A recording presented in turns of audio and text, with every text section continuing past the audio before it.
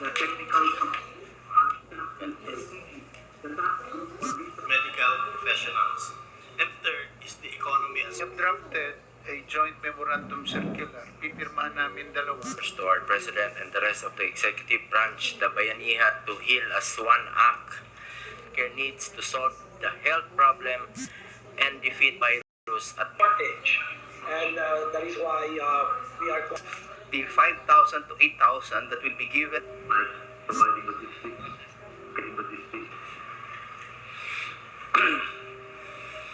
It has been a week since we called for a community quarantine and in its enhanced form in Metro Manila and various parts of the zone. We in government continue to respond to the public needs, mobilize resources, and oversee developments. We are also addressing the COVID-19 pandemic challenges confronting our nation. First, let me reiterate my sincerest gratitude to all our courageous frontliners in this war, especially our healthcare workers, our doctors, nurses, medical technologists, and all other allied health professionals. Maraming salamat. Asahan niyo ang suporta ng inyong gobyerno. I am saddened by the news that the virus has claimed the lives of our doctors along the way. Lahat po sila ay bayani. At only that, talagang bumilib ako. Bihira akong sumasaludo ng tao. Pero pa yung mga doktor natin, mga health workers na nadisgrasya, talagang saludo ako sa inyo. Wala na kayo dito sa mundong ito, pero gano'n na lang ang pagtingin ko sa inyo.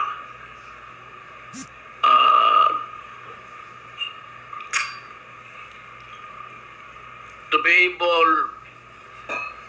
the able officials and staff of the Interagency Task Force on Emerging Infectious Diseases, thank you for staying on top of the situation.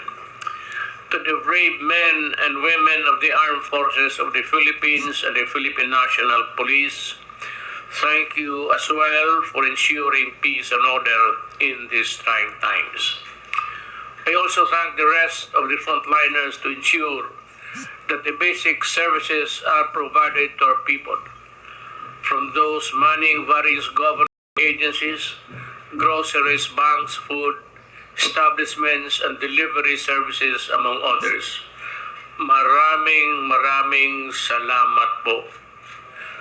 To the gracious members of the private sector who are foregoing profit to elevate the suffering of our people, to the valiant volunteers who are bravely supplementing our frontliners, to the noble civil society organizations who are working tirelessly in calling for donations and performing charity work, thank you very much for your kindness, compassion, and generosity. I especially thank Congress for granting the Executive Department with special powers through the Bayanihan to head as one act, to the Bayanihan to heal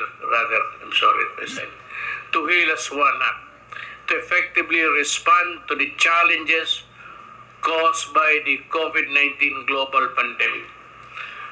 I particularly thank Senate President Vicente Soto III and the House Speaker Alan Peter Cayetano for the strong and decisive leadership you have demonstrated in shepherding this measure to fruition during this critical time in our national history. To the members of both houses of Congress sponsored and voted for this measure, I express my sincerest gratitude to all of you for granting our most urgent requests. Finally, the Executive Department can move move, decide, and act freely for the best interest of the Filipino people during this health crisis. The Department of National Defense and the Department of Interior and Local Government, along with the Armed Forces of the Philippines and the Philippine National Police, are now ramping up the implementation of the National Action Plan, or NAP, as we speak, to reinforce the efforts of the Department of Health in containing COVID-19. Alam mo, tatlo lang yun sila. Department of National Defense, Department of Health, Department of yung kay Rolly, DSWD, and the DILG. One of the most important departments that are now in action. Reports on our progress of the National Action Plan will be given regularly by the Secretary of National Defense, serving as the National Action Plan Chair, with the Secretary of Interior and Local Government as Vice Chair. To the Filipino people, rest assured that your entire government is working hand in hand to safeguard your health, safety, and well-being in the face of threat posed by COVID-19. We will address all the different issues brought about by this pandemic, as well as ensure the protection of all our people, especially those who are serving in the front lines. Supplies of food, water, and other essentials will be provided to you throughout this ordeal. Financial assistance will also be extended, especially to those in the margins and the vulnerable groups. Halos lahat ho makatanggap. Hindi naman lahat yung kagaya ni Bungo. Hindi naman niya tanggapin yan. Gagawin namin ang lahat. Hindi namin kayo pababayan. I now call on every Filipino to participate in this war by following the guidelines and set the national government and your local officials. Nothing is more important than your cooperation. I repeat, stay home, huwag matigas ang ulo. The outcome of this war depends largely on you as well. I also call on relevant agencies to ensure the speedy delivery of basic medical supplies and equipments to health facilities. From the approval, importation, and to delivery, everything must go smoothly to make sure that we do not waste time. Alam mo, isang bagay talaga na alam ng lahat is itong padili-dali, patamad-tamaran.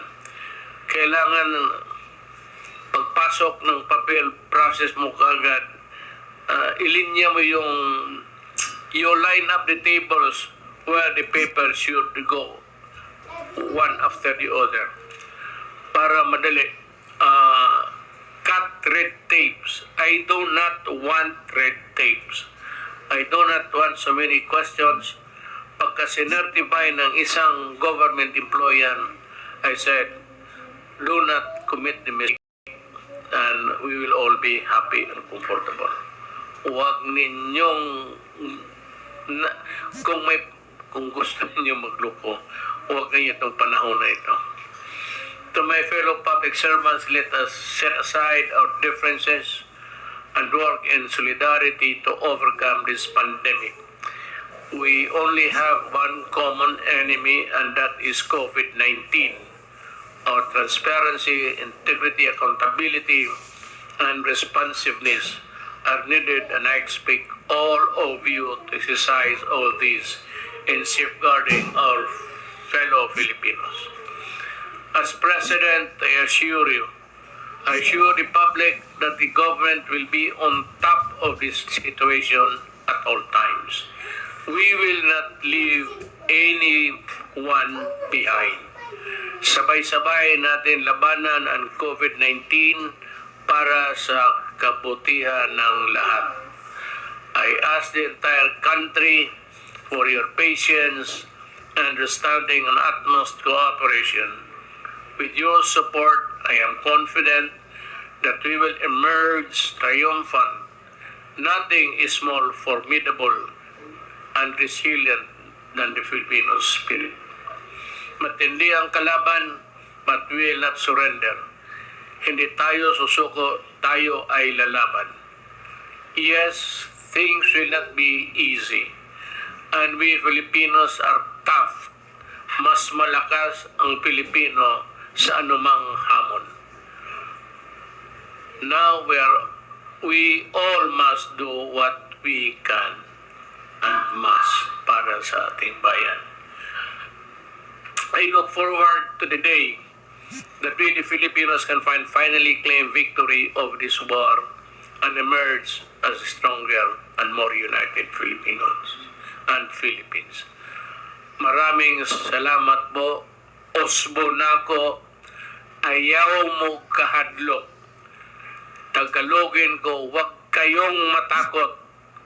Nandito yung gobyerno ninyo para kayo pagsilbihan at totoong pagsilbihan. Salamat.